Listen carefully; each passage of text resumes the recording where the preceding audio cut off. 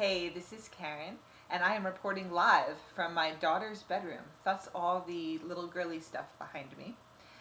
So today I wanted to talk about how to control your cravings when you are eating because you're feeling emotional.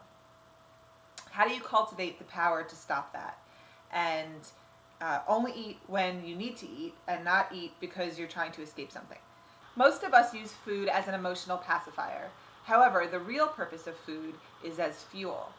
But try asking somebody to use reason when they're in the middle of a craving, and you will not be very successful. If you're eating because you're emotional, because you're upset, because you're trying to escape and make yourself feel better, then reason is not going to go very far. So the habit that we have of reaching for food when we're upset and emotional eating, it's simply that. It's a habit. And we can create a new habit. And I am going to help you learn how to do that. You can approach this from a few different angles while you break the habit of emotional eating and reaching for food when you're upset. Step 1, start by substituting something that you would normally go for, like maybe a piece of cake or some cookies or some ice cream, with something that is allowable on this diet, something that is not going to spike your blood sugar, like rice crackers and almond butter with some stevia to sweeten it, or a smoothie, something that is with a little bit of fruit and a little bit of stevia to sweeten, or you make some sugar-free, gluten-free brownies or sugar-free, gluten-free muffins, and you have those on hand. So the first thing you want to do is learn how to substitute this thing you're reaching for, whatever it is, with something that is not going to be harmful to you and to your health. This is your first step, and this is by no means the end goal. This is the first step to get where we want to go, which is to substitute what you're currently eating, what you're currently reaching for something that you can eat that's not going to cause you harm. Because Rome wasn't built in a day, and I'm not expecting you to go from emotional eating to suddenly never doing that again. So the first thing we need to do is substitute for something less harmful. And so always make sure that you have a gluten-free, sugar-free batch of muffins or brownies ready. Be prepared. Have that stuff in your house.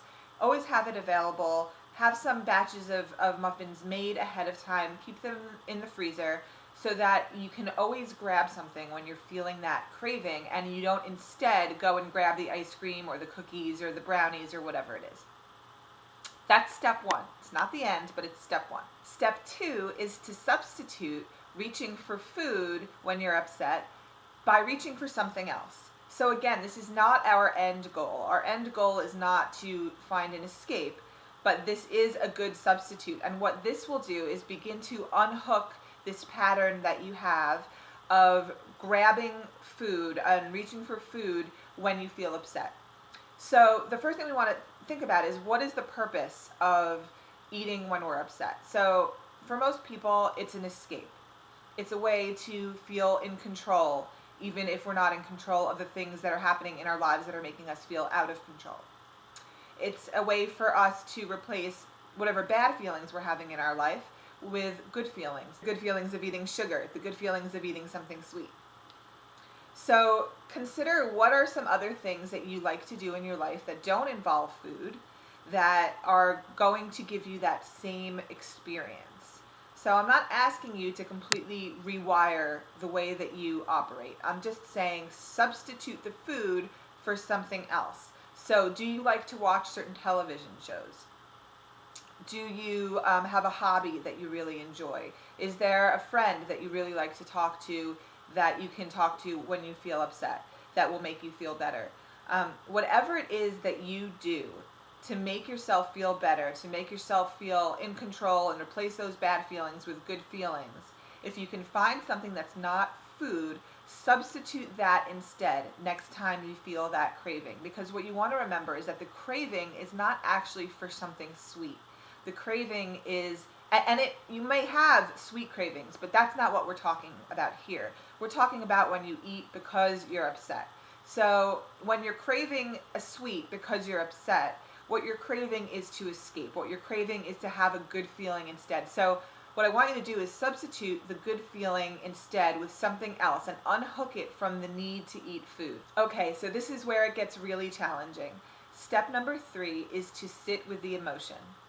Okay, so we've trained in reaching for something that's not going to be harmful to us, like sugar-free, gluten-free muffins instead of ice cream. And we've trained in unhooking from our need to reach for food by watching a television show instead, or calling a friend, or doing a favorite hobby, or even taking a nap. So now what I want you to learn how to do is to not reach for anything. I want you to learn how to sit with the emotion and just be with it. So this is warrior training. This is the really difficult stuff, because the emotions that we have are not usually comfortable. The ones that make us go running for the food are not ones that we really like to have. But what I want you to do is really go into the depths of those emotions. Just be with them. Whatever you're feeling, if it's grief or sadness, jealousy, anger, loneliness, worry, fear, whatever is going on for you, just be with it. And the more you sit with it, the more you sit with this emotion, the more you will realize that it's not going to kill you.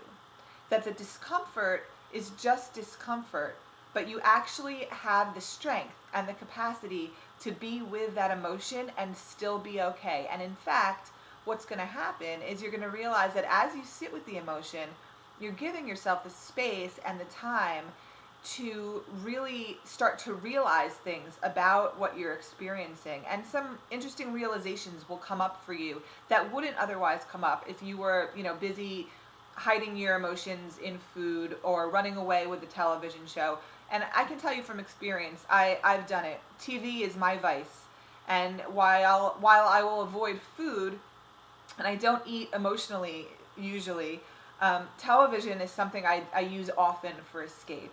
And it's a totally different experience when you feel upset and you watch a TV show or a movie than when you feel upset and you sit with the feeling.